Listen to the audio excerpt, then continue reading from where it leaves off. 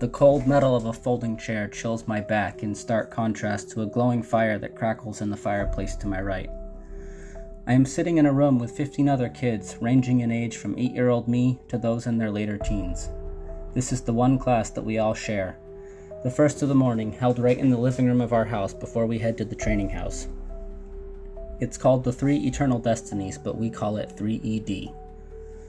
This is where we are taught the fundamentals of our belief system, centering on the three groups of people referenced in the book of Revelations.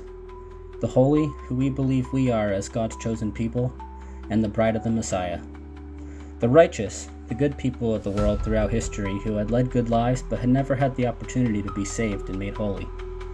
Finally, the wicked, whose evil choices only made them fit to spend eternity being tortured in the lake of fire. Today, our teacher is preparing us for our future role as martyrs. You will be hated and despised, he tells us. As we send out the 144,000 pure young men, the harlot will be doing everything in her power to silence us. Those young men will all die, and they will know it to be their destiny. But their message will spread, and the hatred of the harlot towards God's holy people will send those persecutors here, to our doors. They will kill some of you for your beliefs. He begins to draw something on the chalkboard, a table with tall legs on one side that rise high above its surface. I'm reminded of the stanchions that we use for milking our goats. This is a guillotine, he explains. It was used by the French to execute people.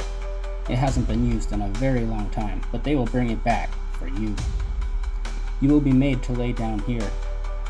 He uses a rod to point out the tabletop, then points to two boards at the front with a hole in the middle of them. They will lock your head in here, and then the executioner will pull this rope. It will release a latch and this blade will fall, chopping your head off in an instant.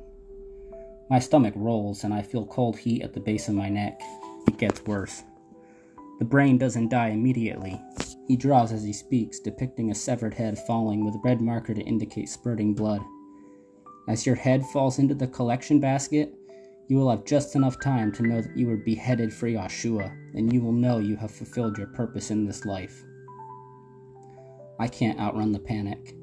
He says these things as if they're inevitable, inescapable. I will die on a guillotine someday, and I will spend every moment from now until then panicking about it, unable to change it. When will this happen? I blurt out, on the verge of blackout, the tingling in my neck at a fever pitch as if the glistening blade has already severed my spinal cord. Most likely when you're about 40, he answers calmly. I look at the crackling orange flames in the fireplace, and they look inviting. I imagine falling into them. I can't stop myself as I begin to speak again.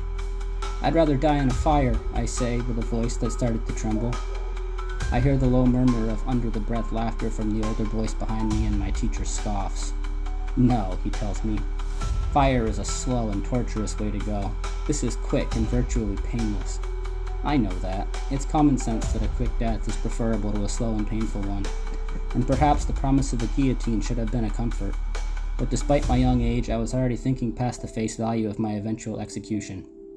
I was feeling trapped, headed for an untimely death at the hands of someone else who would be forcing it upon me. If I ever left the community, eluded my responsibility to Yeshua, denied him as my savior and king, then an eternal lake of fire is where I would be heading. If I stayed the course and faced my future, I would be dragged helplessly to a guillotine in front of a large crowd of angry haters eager to see my severed head fall into a blood-soaked basket, all for belief in something I never had a choice in. That was why the flames of the fire enticed me. Yes, it would hurt more, take longer, but it would either be a result of an accident or of my own free will. I would not be forced to be a martyr for a cause I had not chosen. The room, my teacher, and the laughing boys all faded from my consciousness as my first panic attack enveloped me completely. I prayed silently that if God really loved me, that he would take my life before I turned 40. I begged that I not have to be put through such a gruesome execution to prove my faith. And so begun the first sprout of my anxiety. My nightly routine would be to squeeze my eyelids shut, trying to force out the images of my bloody head in a basket. Then I would pull my body tight into the fetal position, and on the verge of total panic, beg God in a trembling whisper to take my life early.